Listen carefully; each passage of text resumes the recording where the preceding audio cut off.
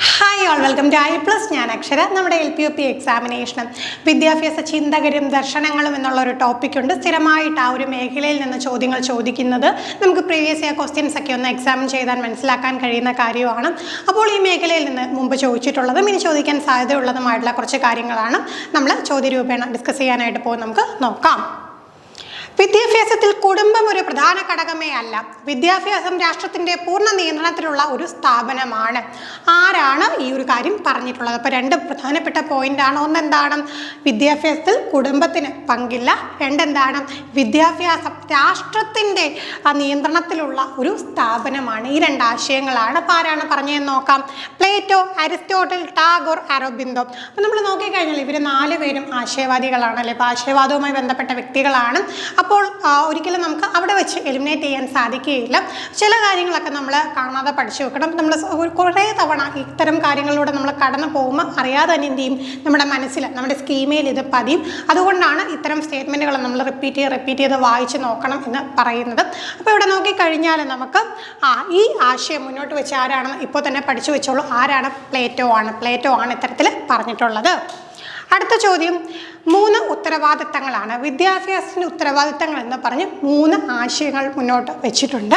മനുഷ്യർക്ക് യുക്തിബോധം ഉളവാക്കുന്ന വിദ്യാഭ്യാസം ലഭ്യമാകുക, മനുഷ്യരിൽ സ്വതന്ത്രബോധം വികസിപ്പിക്കാനും സ്വഭാവം രൂപപ്പെടുത്താനും ഉതകുന്ന രീതിയിലുള്ള വിദ്യാഭ്യാസം നൽകുക, ദൈവത്തെ അറിയുന്ന രീതിയിലുള്ള ഭക്തി ഉണ്ടാവുക.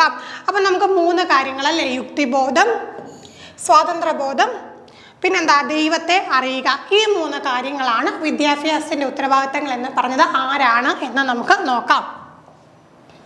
ഓപ്ഷൻസ് ഇതൊക്കെയാണ്: Plato, John Amos Comenius, Rousseau, Aurobindo. അപ്പോൾ ആരാണ് ഇത്തരത്തിൽ വിദ്യാഭ്യാസത്തിൻ്റെ 3 ഉത്തരവാദിത്തങ്ങൾ മുന്നോട്ട് വെച്ചതെന്ന് ചോദിച്ചു കഴിഞ്ഞാൽ ആരാണ്? ജോൺ അമോസ് കൊമേനിയസ് ആണ് ഈ ഒരു ആശയം മുന്നോട്ട് വെച്ചിട്ടുള്ളത്.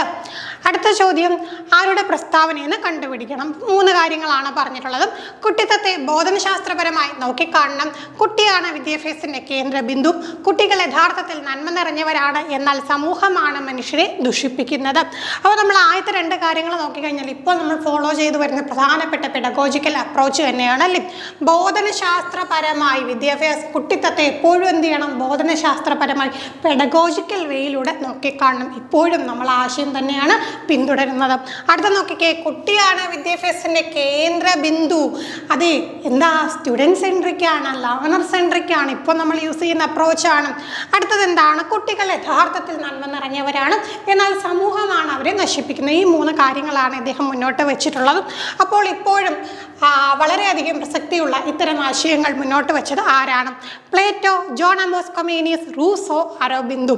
അപ്പോൾ ഇത്തരത്തിൽ ഉള്ള ആശയങ്ങൾ മുന്നോട്ട് വെച്ചത് മറ്റാരുമല്ല, വളരെ ഇമ്പോർട്ടൻ്റ് ആയിട്ടുള്ളൊരു ചിന്തകൻ തന്നെയാണ്. ആരാണ്? റൂസോ ആണ് ഇത്തരത്തിലുള്ള ആശയങ്ങൾ മുന്നോട്ട് വെച്ചത്.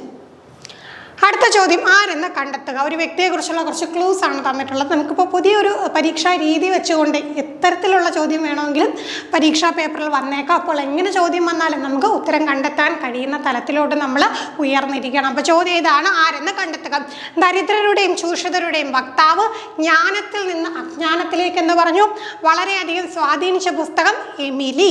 അപ്പം നോക്കിക്കുക, പെട്ടെന്ന് നമ്മൾ എമിലിയുടെ കർത്താവ് ആരാണ് അങ്ങനെ തിരക്കി പോകരുത്. എമിലി അദ്ദേഹത്തിനെ സ്വാധീനിച്ച പുസ്തകമാണെന്നാണ് പറഞ്ഞത്. അപ്പോൾ ഈ ഒരു ചോദ്യം കാണും, പെട്ടെന്ന് പുസ്തകം എമിലി എന്ന് കണ്ടിട്ട് എമിലിയുടെ കർത്താവിനെ കയറി നമ്മൾ ആൻസർ കർപ്പിച്ചു കഴിഞ്ഞാൽ പണിവാളും. പക്ഷേ ഇവിടെ എന്താണ്, അദ്ദേഹത്തെ വളരെയധികം സ്വാധീനിച്ചിട്ടുണ്ട്. അപ്പോൾ ചോദ്യം വായിക്കുമ്പോൾ സ്റ്റേറ്റ്മെൻറ്റ് വരും. അപ്പോൾ കൃത്യമായിട്ട് സമയം എടുത്ത് തന്നെ വായിക്കുക കേട്ടോ. നമുക്ക് സമയം കുറവാണ്, എല്ലാ ക്വസ്റ്റ്യനും വായിക്കണം എന്നും പറഞ്ഞുകൊണ്ട് ധൃതി പിടിച്ച് വായിച്ച് ഉത്തരം തെറ്റിച്ച് നെഗറ്റീവ് മാർക്ക് വരുത്തി വെക്കരുത്. അപ്പോൾ നോക്കാം, ആരാണ്? Pestalozzi, Montessori, Rousseau, Froebel. അപ്പോൾ നമുക്ക് തീർച്ചയായിട്ടും ഇവിടെ മോണ്ടിസോറിയെയും ഫ്രോബലിനെ ഒഴിവാക്കാം അല്ലേ. അപ്പോൾ ഇവർ രണ്ടുപേരും എന്തുമായിട്ട് ബന്ധപ്പെട്ടാണ്? ശിശു കേന്ദ്രീകൃതമായിട്ടുള്ള കാര്യങ്ങളാണ് മോണ്ടിസോറി ആണെങ്കിലും ഫ്രോബലാണെങ്കിലും അല്ലേ. അപ്പം മോണ്ടിസോറി എഡ്യൂക്കേഷനുമായിട്ട് ബന്ധപ്പെട്ട വ്യക്തിയാണ് മരിയ മോണ്ടിസോറി. ഫ്രോബൽ ആണെങ്കിൽ നമ്മൾ കിൻഡർ ഗാർഡൻ അതുമായിട്ട് ബന്ധപ്പെട്ടതാണ്. അപ്പോൾ അവർ രണ്ടിനെ നമുക്ക് എലിമിനേറ്റ് ചെയ്യാം. പിന്നെ ബാക്കിയുള്ളതാരാ? പെസ്റ്റലോസിയും റൂസോയും ആണ്. അപ്പോൾ ഒട്ടും ഡൗട്ട് വേണ്ട, ഇപ്പോൾ തന്നെ പഠിച്ചു വെച്ചോളൂ. ഉത്തരം എന്താണ്? പെസ്റ്റലോസി ആണ് കേട്ടോ, പെസ്റ്റലോസി. അടുത്ത ചോദ്യം, ഇരുട്ട് നിറഞ്ഞ ഒരു ഗുഹ പോലെയാണ് ഈ ഭൗതിക ലോകം. യുക്തിചിന്ത കൊണ്ടും സത്യാന്വേഷണം കൊണ്ടും ഈ ഇരുട്ടിനെ മറികടക്കുകയും യഥാർത്ഥ സത്യം കണ്ടെത്തുകയുമാണ് വേണ്ടത്. നമുക്ക് ഈ ഒരു മേഖലയിൽ നിന്നുള്ള ചോദ്യങ്ങൾ DLED ടെസ്റ്റിനെ അടിസ്ഥാനമാക്കിക്കൊണ്ട് പലപ്പോഴും പരീക്ഷാ പേപ്പറുകൾ വന്നതായിട്ട് നമുക്ക് കാണാൻ കഴിയും. പ്രത്യേകം ടെക്സ്റ്റിൽ കോട്ട് ചെയ്തിട്ടുള്ള ഈ ഒരു മേഖല പഠിക്കാനുള്ള സമയത്ത് കോട്ട് ചെയ്തിട്ടുള്ള ഒരു സ്റ്റേറ്റ്മെൻറ്റ് തന്നെയാണ്. അതിനെയാണ് ചോദ്യരൂപേണ മാറ്റിയിട്ടുള്ളത്. അപ്പോൾ നോക്കിക്കേ, ഇരുട്ട് നിറഞ്ഞൊരു ഗുഹ പോലെയാണ് ഈ ഭൗതിക ലോകം. ആ ഒരു കാര്യം ഒന്ന് ഓർത്തു വെക്കാം. എപ്പോഴും ആശയവാദികൾ അവർ കൂടുതലായിട്ട് ഏറ്റവും പ്രാധാന്യം കൊടുത്തുകൊണ്ട് ഉപയോഗിച്ചൊരു വാക്കാണ് ഭൗതികാതീതം, മെറ്റാഫിസിക്സ്. അപ്പോൾ അതുമായിട്ട് കണക്ട് ചെയ്തുകൊണ്ട് ഒന്ന് ഓർത്തോണം. അപ്പോൾ യുക്തിചിന്ത കൊണ്ടും സത്യാന്വേഷണം കൊണ്ടും ഈ ഒരു ഇരുട്ടിനെ നമ്മൾ മറികടക്കണം. ഇത്തരത്തിൽ പറഞ്ഞത് ആരാണ്? Plato, John Amos Comenius, Rousseau, Aurobindo. അപ്പം നമുക്ക് ഇവിടെ എന്താണ് ആൻസർ വരുന്നത്? ഈ ഒരു ഇരുട്ട് എന്നൊക്കെ കണ്ടു കഴിഞ്ഞാൽ ഓർക്കുക ആരാണ്? പ്ലേറ്റോ ആണ്. മറന്നു പോകാതിരിക്കാൻ വേണ്ടി നമുക്ക് എങ്ങനെ ഓർക്കാം?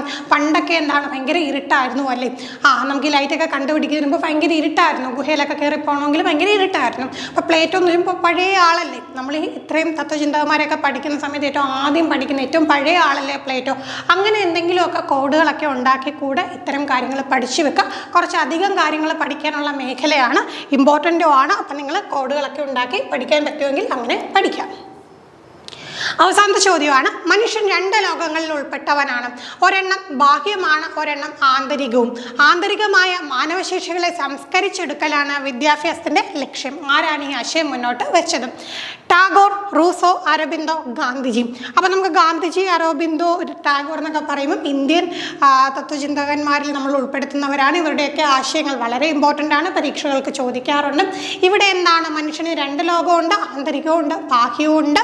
അപ്പോൾ ആന്തരികമായ മാനവശേഷികളെ നമ്മൾ സംസ്കരിച്ചെടുക്കുകയാണ് വിദ്യാഭ്യാസത്തിൻ്റെ ലക്ഷ്യം എന്ന് പറഞ്ഞത് ആരാണ്? മറ്റാരുമല്ല, ടാഗോറാണ്. വിശ്വമാനവികതയ്ക്ക് വളരെയധികം പ്രാധാന്യം കൊടുത്തിട്ടുള്ള ടാഗോർ. അപ്പോൾ അദ്ദേഹം ഒരുപാട് ആശയങ്ങൾ നമ്മുടെ വിദ്യാഭ്യാസത്തെക്കുറിച്ച് പറഞ്ഞിട്ടുണ്ട്. അപ്പോൾ അദ്ദേഹവുമായി ബന്ധപ്പെട്ട് നമ്മൾ വിശ്വഭാരതി സർവകലാശാലയെക്കുറിച്ചും അങ്ങനെയൊക്കെയുള്ള കാര്യങ്ങൾ പഠിച്ച് വെക്കണം. വളരെ ഇമ്പോർട്ടൻ്റ് ആയിട്ടുള്ളൊരു വ്യക്തിയാണ്. അപ്പോൾ ഇത്രയും കാര്യങ്ങളാണ് ഇന്നത്തെ ക്ലാസ്സിൽ നമുക്ക് ഡിസ്കസ് ചെയ്യാനായിട്ടുള്ളത്. മറ്റൊരു ക്ലാസ്സിലൂടെ വീണ്ടും കാണാം. Thank you.